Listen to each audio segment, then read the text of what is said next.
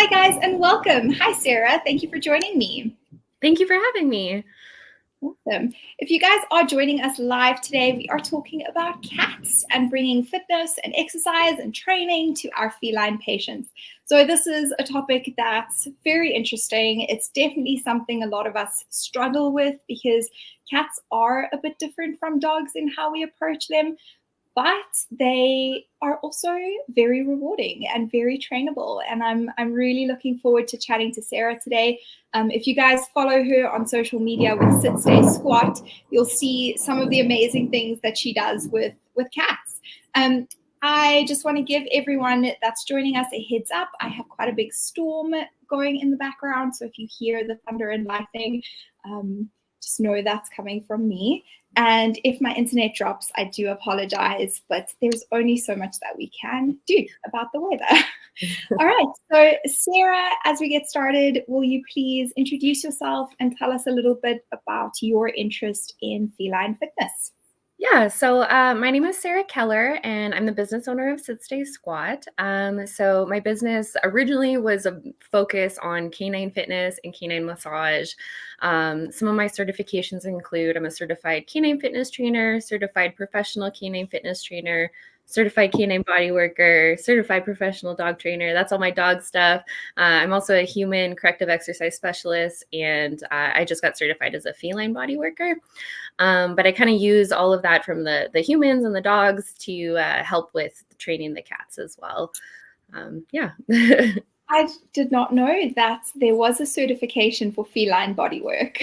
Yeah, That's so cool. there's only one out there that I could see that had anything to do with anything kind of remotely cats.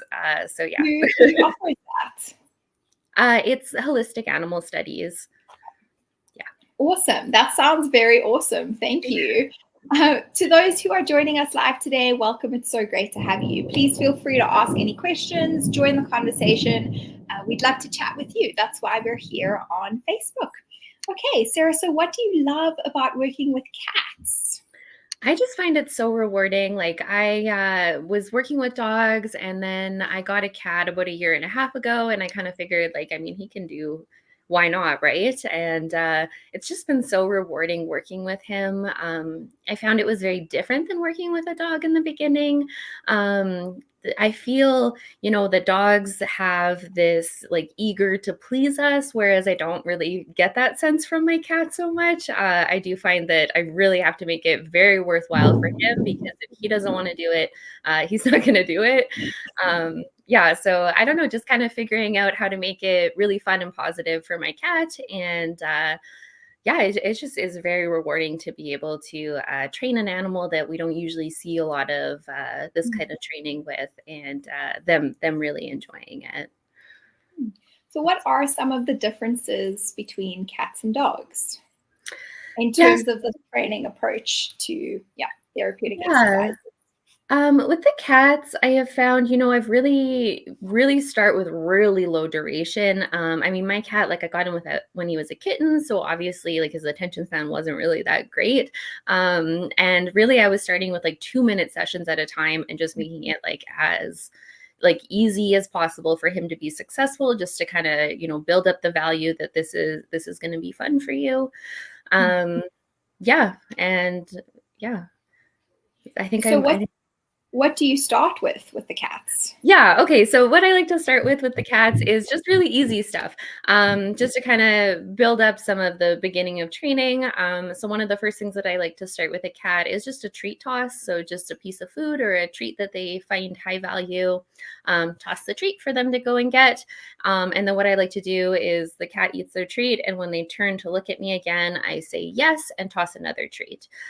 So that's just a really easy way to kind of build up the marker word, first of all, which we'll use in fitness, and turning back to look at me, and just that this is going to be fun for you. Cats seem to really like the treat toss, chasing after a little snack. And yeah, so I keep the sessions really short, and then I like to build up a little bit more. So, like I'll do a front foot target, and then maybe increase the height of the front foot target just to make that a little more challenging, and then move on to a back foot target, and just kind of stuff that's really basic, and keeping the sessions really short kind of before I add in some of the more more advanced stuff. And with my cat, yeah, I like to try and keep the session short and just kind of be aware of where he's at. And I try to end the sessions before he wants to end the sessions to try and keep them nice and high value for him. Okay. What kind of treats do you use for cats? I really like using like the lickable tubes. I find that cats seem to find them really high value, like those churro tubes. So I use those a lot. I find that they're really nice, especially for luring exercises. With some exercises, I have a little more success, I guess, with my handler mechanics with the exercises if I use a little piece of food. My cat is very food motivated, so he will work for, his kibble or whatever. But I do find if I'm asking him for something new that's really challenging, then I might do something a little more high value, like cut up a piece of chicken or something like that. Okay. And you mentioned now handler mechanics. Can you expand a little bit on what that is and what part that plays with the cats? Yeah, so I like to, I guess, like I'll use my handler mechanics for training the exercise with the cats, and I also use my prop setup. So I find a lot of information is going to come just from my prop setup. Typically, when I work with dogs and cats, I like to work directly in front of them for most of the exercises. So I often think of the center line of my body as the center line of my animal's body as well, and try and keep us aligned like this while we're working together. I find that can be helpful when I start adding in other movements. I also like this when working with the front feet target. I'll have the front feet target really close to me, and the cat kind of naturally wants to come close to me to get his treat. And then if I'm working on a rear foot target, I'll place that a little bit farther away. So then when the cat is still kind of coming nice and close to me, their rear feet are more likely to land on the rear feet target. And then with my handler mechanics, I often kind of think of my hands as like a steering wheel sometimes with my cat. So yeah, I mean, you kind of have to play around a little bit. I found my placement of reward with cats has to be a little bit different than it is with dogs. So for backing up with dogs, I will put a little bit of spatial pressure towards the dog's mouth typically to get them to back up away from me. But with the cat, I find my hands need to be a little bit lower and go almost more underneath the cat's chest. And so I'm using my handler pressure to step in towards him so he takes a step away from me. And yeah, we just kind of figuring out, I guess, how the motion of our hands can change the animal's movement. So, hands go up, usually bum goes down. Kind of my hands go over to the side. I can get the animal to come over to my side and that sort of thing. Okay.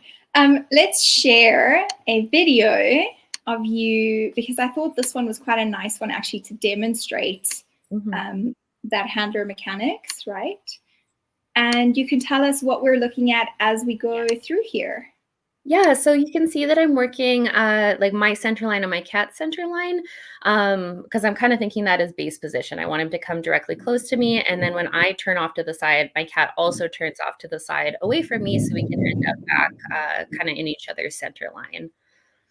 And I'm just keeping my hands, I usually keep them around the level of the cat's mouth if I want their head to stay relatively neutral. Yeah, and I'm just kind of stepping in towards him, the direction that I want him to go, and kind of just using my own body position to get him to turn a little bit. Yeah. Do you cue specific things? Like, do you put the hind foot target on a cue, or are you primarily just using your body position and mechanics to get specific movements from your cat?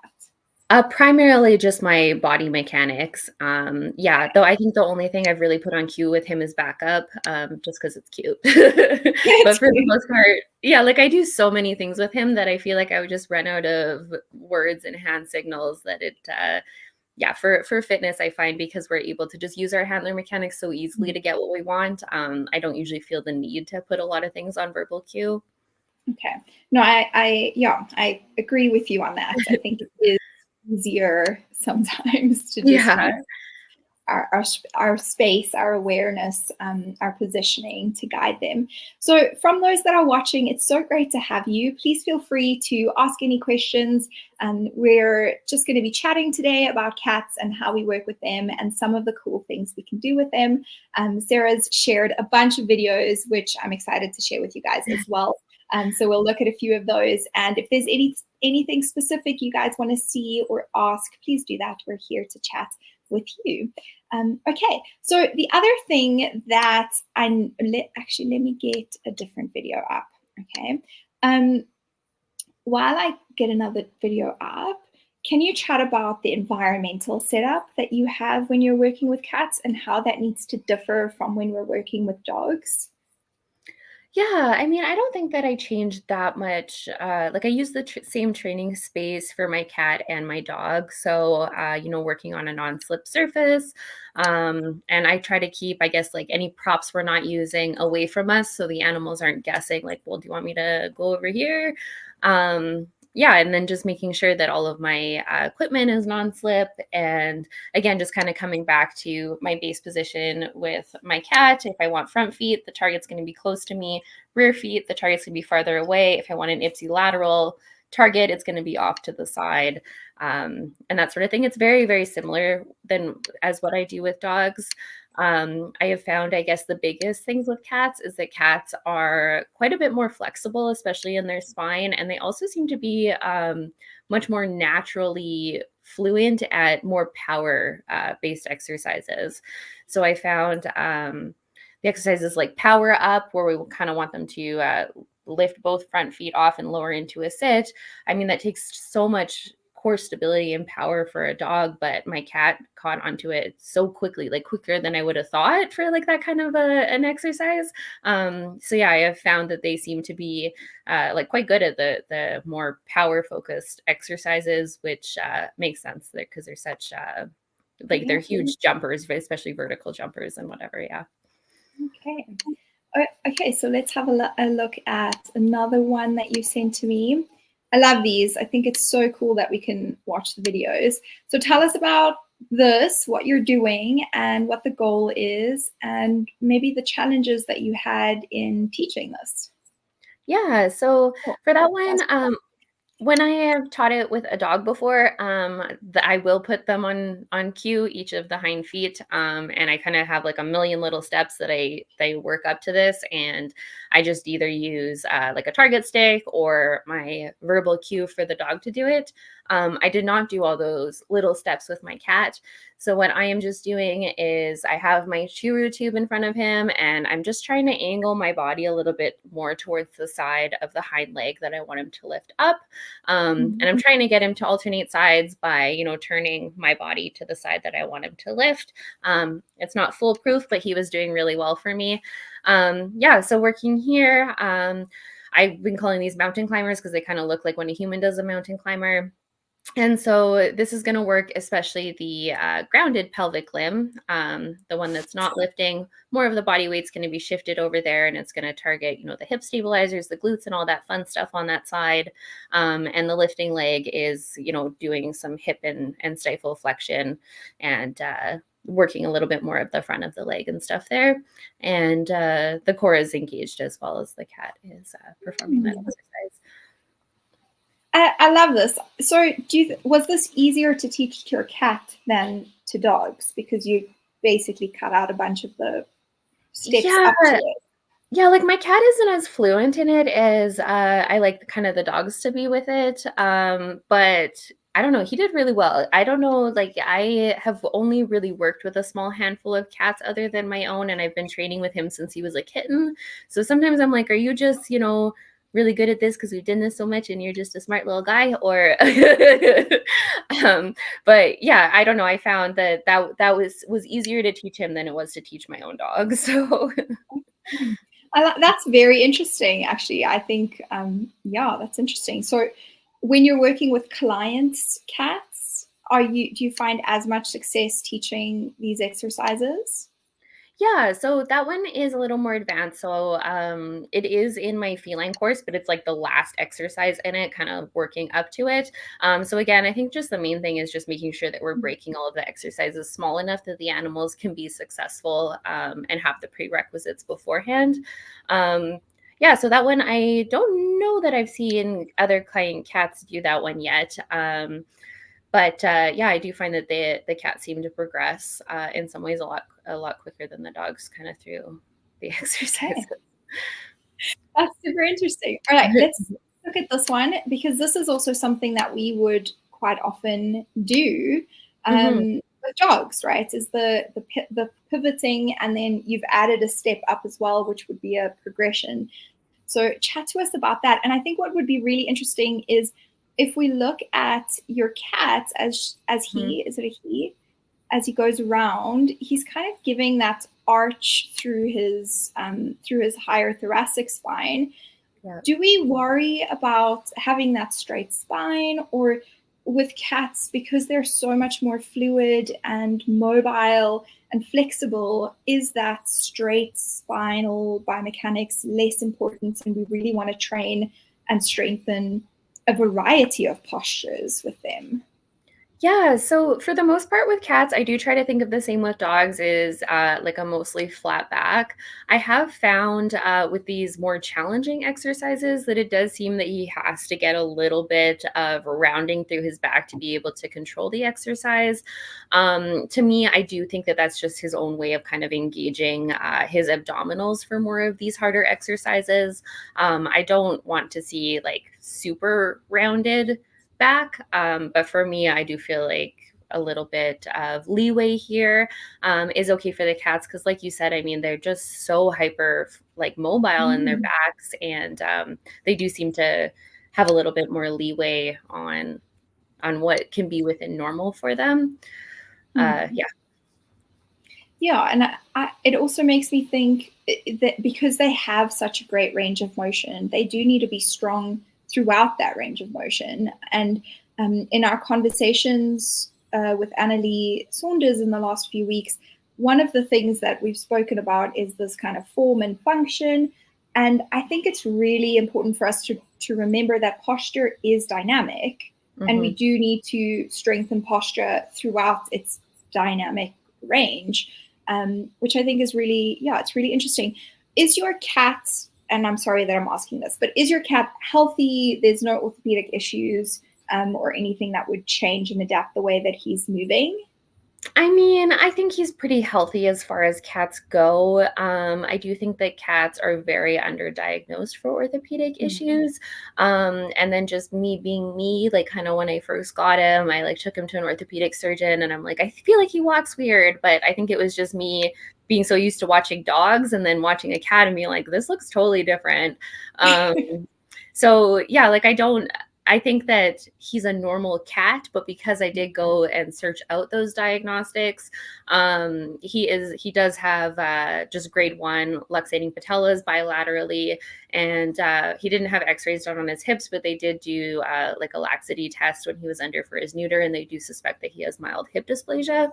But I kind of suspect. Like when we were with the orthopedic surgeon, he said that like this is just a normal cat. They kind of just are more prone to these sort of things.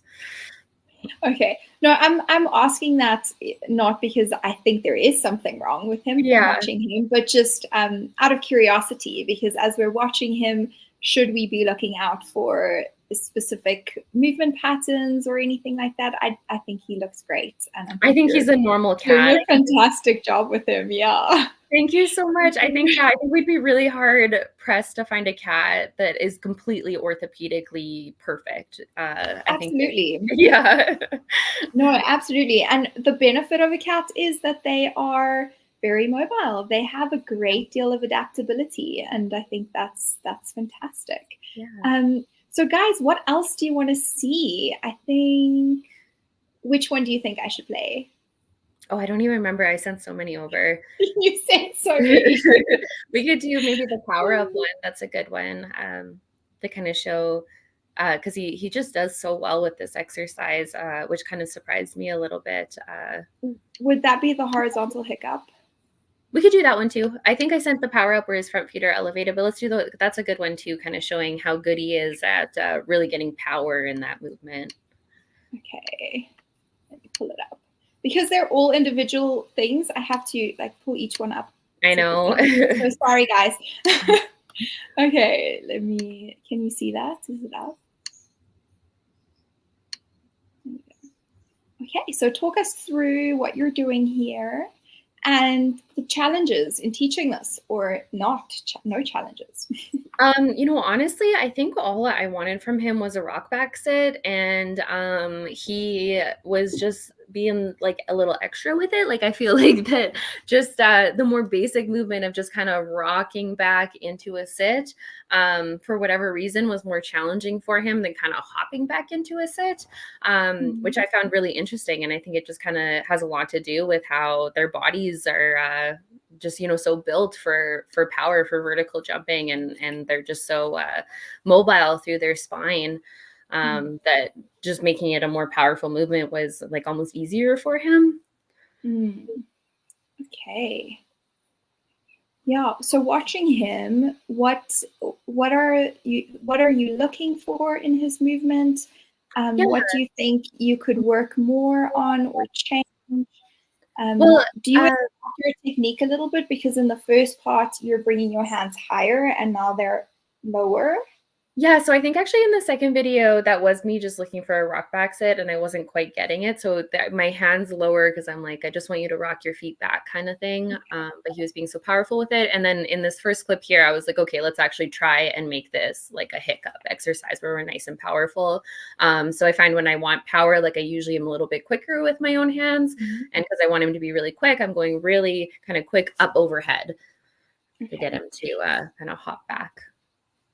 Do you think that the average vet rehabber has the training skills to be able to do these kind of exercises? So do you think that there's a whole additional training skill set that's necessary to be successful with cats, or is it quite easy to learn? I mean, I'm just kind of transferring my skills that from being a dog trainer. I do think that there is a lot of value in learning about, I guess, the different ways that we can train an animal. Like I primarily use luring and my own handler mechanics, but I will use, a little bit of shaping or capturing and stuff sometimes. I don't know that I think there would be a lot of value, and I think learning how to train animals kind of to do certain things. But I haven't personally taken any courses specific to training exercises with cats. I think a lot of it honestly just kind of comes from practice and just kind of figuring out how changing like your own mechanics, how that can alter things for the animal. And I think just having a lot of patience and just being able to break things down into their smaller pieces. So for that last exercise, before he could have done that, I mean, I first had to teach a front foot target and a rear foot target, and then standing square on both of them, and then a sit posture and that sort of thing. And just making sure that each of the steps are broken down small enough that it is easy enough for the animal to understand. And I think a lot of that just kind of comes with kind of doing it on your own and figuring out how you can alter things. Yeah. Okay, so guys, it's so good to see you commenting, letting us know that you're here. Hi, everyone. What do you guys think about that question? As you're watching this video, or these videos, I should say, do you feel like these are skills that you could very easily do for yourself, or would you want a little bit of extra help in understanding how to do them? Or your own body mechanics and how the luring versus the marker word, how the different training techniques would come into play specifically for cats. Let me know what you guys think about that. Okay, so just thinking of exercises for post FHO cats. Charlotte, do you see a lot of post FHO cats? I think that's yeah. What would you do with a post-femoral head ostectomy cat? Me? Yes. I'm fitness. I'm not rehab. So I probably wouldn't do a whole lot, but I have worked alongside rehab teams for exercises. So I think my skills there would be more with the training and kind of like, oh, we want to strengthen the quadriceps. Okay, well, this exercise will do that, that sort of thing. Okay, so Yeah. Charlotte, you work in a vet hospital. What do you do at the moment, Charlotte, with post-op FHOs? Do you only work with them in the hospital, or do you work with them after they're discharged during rehabilitation and retraining, or are you only really involved in that initial post-op phase? I'd love to know. Okay, let's do another video. Let me pull it up. I found the power up. Okay, so got that. Okay, so talk us through what you're doing here and what that looks like and what you're looking for. Yeah, so I mean, even like the first second of that video, or even it just happened again there, his rear feet were staggered. So one was farther forward than the other. So I just used my handler mechanics, a little treat in front of his nose, and gently pushed in towards him to get him to bring his feet parallel. It happened so quickly, so I don't know if people caught that, but I just want to make sure that his front feet are parallel, rear feet are parallel. We're starting in a nice stand, and kind of how you can use just a little bit of your handler mechanics to get them to adjust their feet a little bit. So yeah, see, starting with that right foot a little forward, I kind of gently push into him to bring them side by side. And then from there, so what we're working on here is called a power up. So his front feet are elevated, about to the height of his shoulders. And because I want him to hop both of his front feet off and then lower down into a sit, again, with my handler mechanics, I'm starting in front of his nose and then going kind of quickly up and over his head to get him to do more of a power movement with that. He is so stunning. Oh, he's very gorgeous. Is he a specific breed? He is just, farm cat. Mostly I did get his DNA tested, and apparently he's a Maine Coon ragdoll mix, but I don't know how accurate that is. Thank you for joining us. What is his name? Bones. I wanted an anatomy type name, so he's Bones, even though he's really not that bony, but I love it. Hi, Bones. Okay, so Charlotte, you see them after discharge as well, and you tend to give owners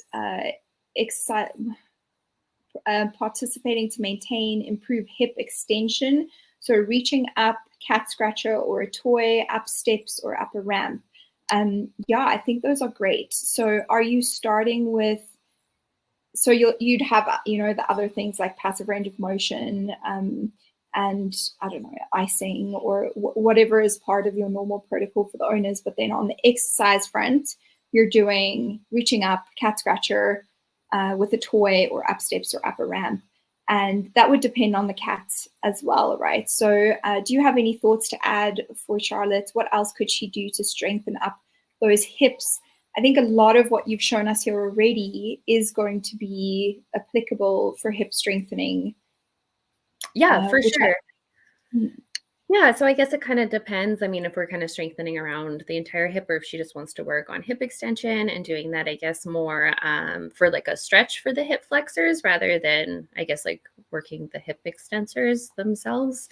Yeah, so I don't know. A lot of the same stuff we would do with dogs, kind of the front feet up. I prefer to have their front feet supported by something, so they're kind of not, vertical with all of their weight up on their recovering side. But yeah, I don't know, just kind of playing around with that, especially if it's just the main goal is stretching through the hip flexors. Is that kind of what we're thinking, or strengthening around glute / quad strength and encourage bearing? So, yeah. So I would probably say, the strengthening component, but the ad or abduction as well. So your pivoting and sidestepping would be really valuable, because you want to kind of strengthen that whole pseudo capsule and the stability of the hip area. And yeah, I think basically everything we've looked at could be applicable. Lots of good stuff in there. Like some of the stuff that we've shown is a little bit more advanced. So usually, especially in a rehab setting, we'd want to make things a little bit easier. But yeah, just like I'm just kind of trying to think here. But I mean, just simple sit to stands, and I don't really care that much if it's a rock back sit or a tuck sit, but just kind of doing the sit to stands to work a little bit more on the quads and the hip flexors a little bit. And then backing up, I've been able to get my cat to back up to strengthen, more the muscles on the back of the leg. And then, yeah, the pivots and the pivot, honestly, it took me forever to teach my cat how to pivot. I was like, I don't even know why that one was so hard for us. So for a really long time, we weren't doing a lot of transverse type movements, and we were focusing more like he could do spins and circles until, all day. So we were doing a lot of stuff like that instead. And yeah, to get him to pivot, because it just wasn't clicking for us.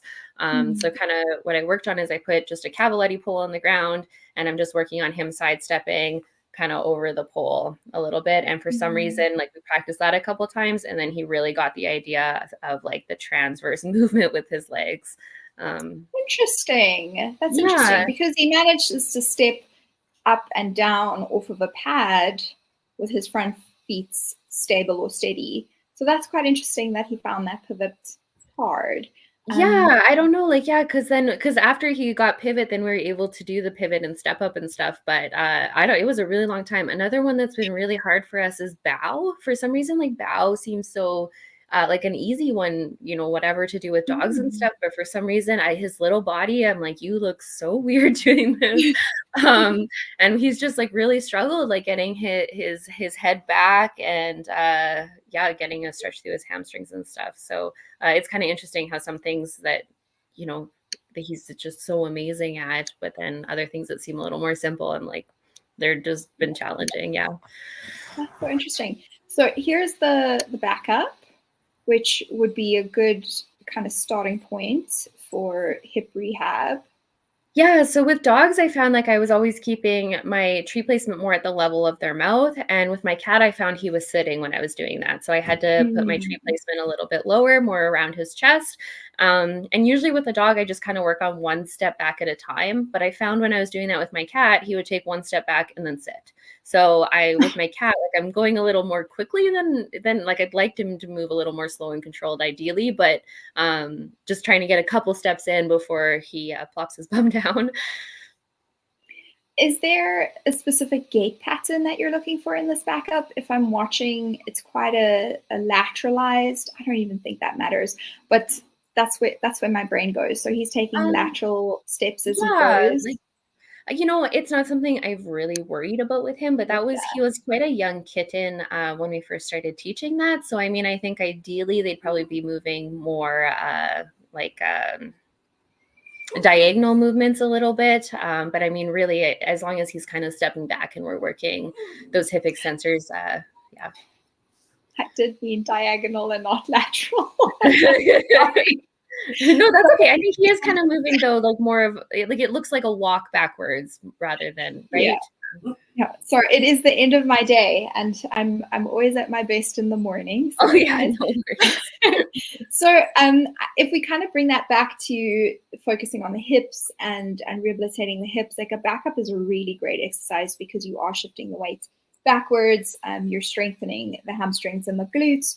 But then I would look at the posture of the cat as they're doing it again, simply from the perspective of exactly. So he's getting really round and compressed. And is that a problem? I don't think so. But when you're working with a patient, what does that mean? How does that connect with what they're dealing with? Is it a compensation strategy that's actually taking function away from the hips and decreasing your goal? So I would look at that posture and then decide, because I think it will also be very individualized for the cat. What are they doing? How are they adapting? Yeah. A cat with back pain, we might want to avoid that, or that might be a compensation strategy that would be helpful for them.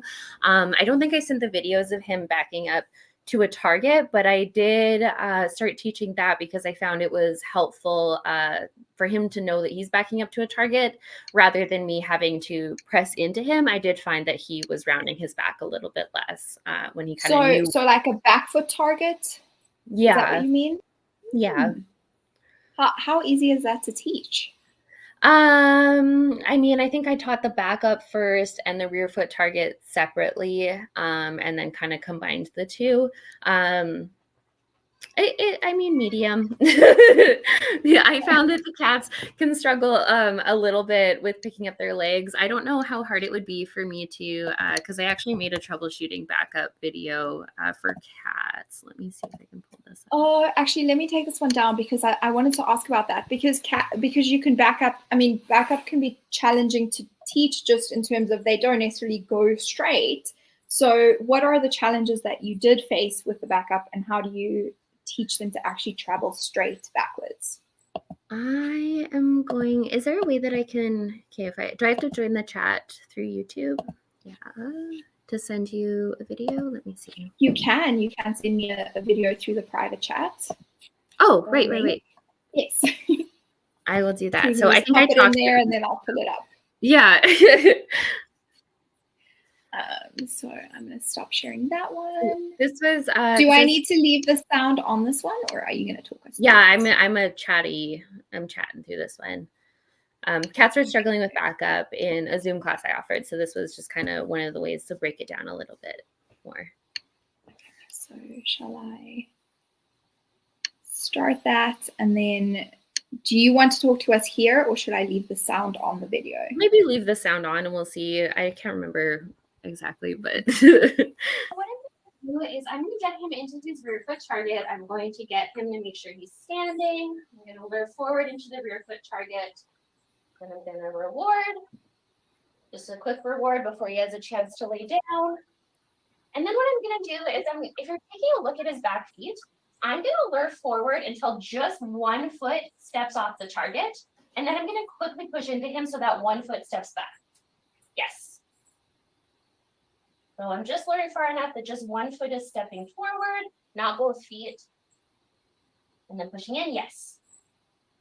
And then essentially just pushing that leg back to the target. Yes. Again, just luring that one forward and then back to the target. Just one leg. Yes. Good job. I love that. Thank you. Yeah, it's just, I think, just breaking things down easy enough for them. So I felt like that was easy, especially, the same leg that steps forward, getting that leg to step back. That seems to kind of help build up that idea in the cat's head that we're stepping back to the targets, and then the cats were able to actually do it a little bit more. And I would definitely, from the rehab perspective, start there, because just that one isolated step, you're going to get increased proprioception in that area, and then the additional strengthening. So instead of looking for that full backup, breaking it down into smaller, more isolated movements is always the best thing.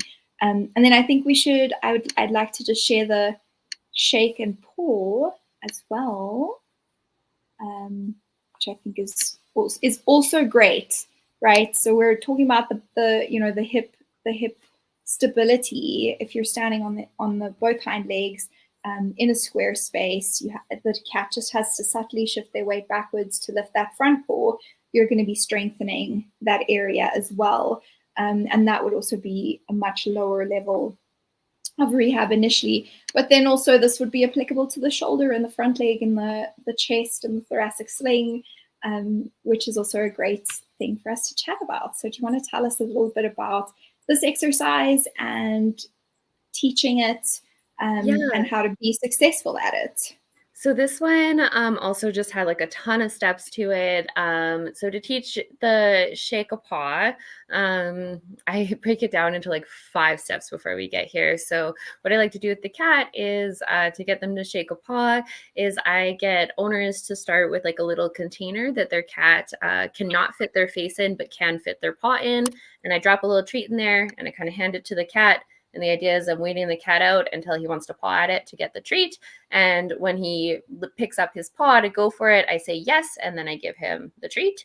And so usually cats will kind of start like with just one paw, and it's just like the one side that they're always doing. So whatever side that is, I work with that.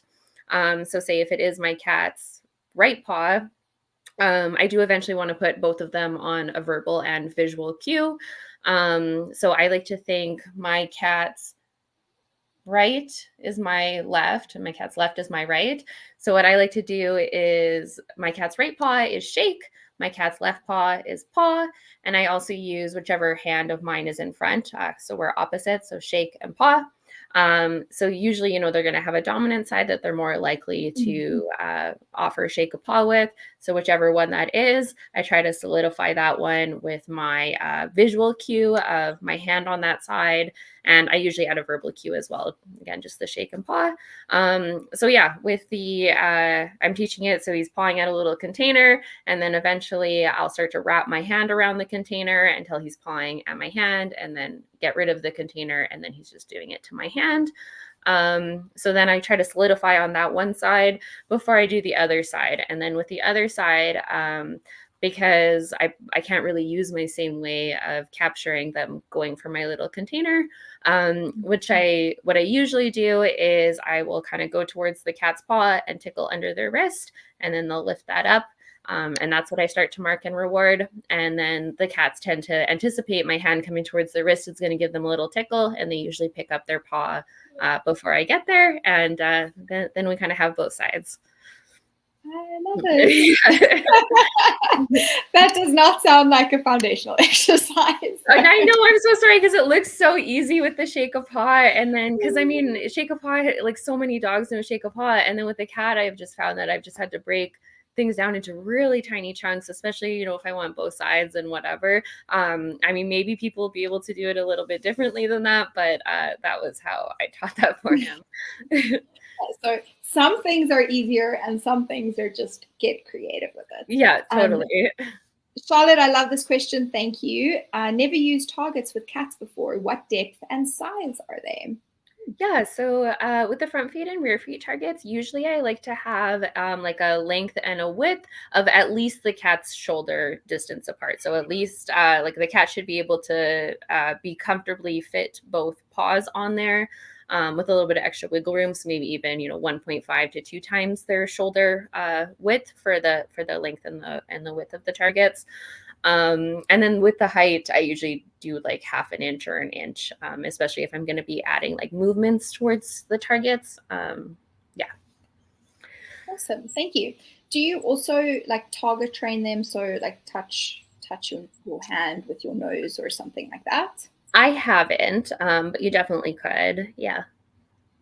Okay, that's one of my favorites with horses and dogs is a hand target. I like to use a hand target, but yeah, I don't know if I've seen that in cats. That was what I initially thought about, but yes, the foot targets.